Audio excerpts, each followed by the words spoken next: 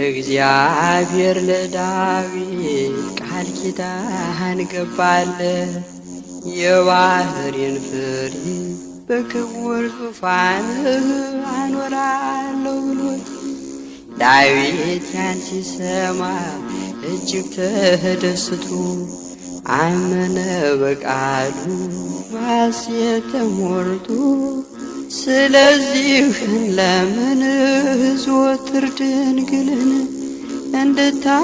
እንድታማልደን ከቸሩ አምላካችን ይህንን ራእይ ይህን ታላቅ ጥበብ ሲያወጣና ሲያወርድ ሕሊና ሲያስብ በጾምና ጸሎት ተግቶ ሲጠይቀው በመንፈስ ቅዱስ ተሞላና ዳዊት ብሎ ተናገረ በኤፍራታ አየናት።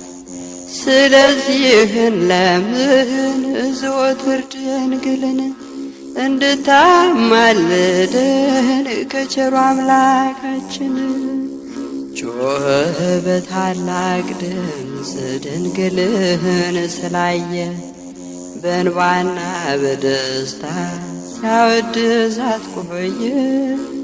በገናውን ነስቶ ምስጋና ሲጀምር ልደቱን ጥምቀቱን ስቅለቱንም ሳይቀር በራእይ አይቶታል አንድም ሳይቀነስ አንድም ሳይጨምር።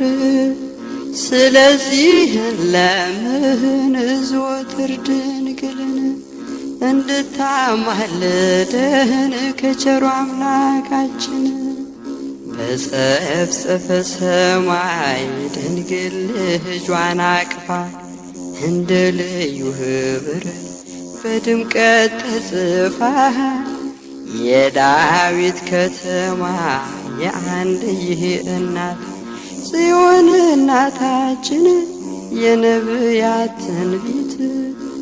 ስለዚህ ለምን ዘወትር ድንግልን እንድታማልደን ከቸሩ አምላካችን በተሸፈነ ቃል ኤፍራታ ይላታል ከነቢያት አንዱ ሚክያስ አይቷታል።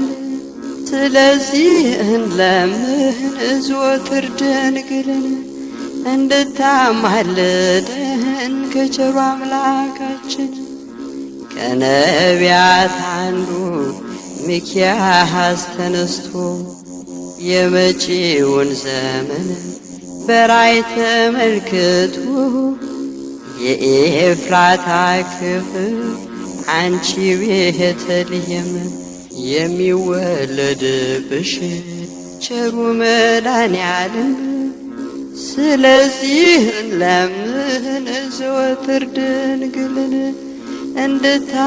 እንድታማልደን ከቸሩ አምላካችን ተንቀሽ ብትኖሪም ለብዙ ዘመናት አታንሺም በፍጹም ከብዙ ነገሥታት የነገሥታት ንጉሥ ካንቺ ይወጣልና ትወልጂዋለሽ በጽኑ ድንግልና።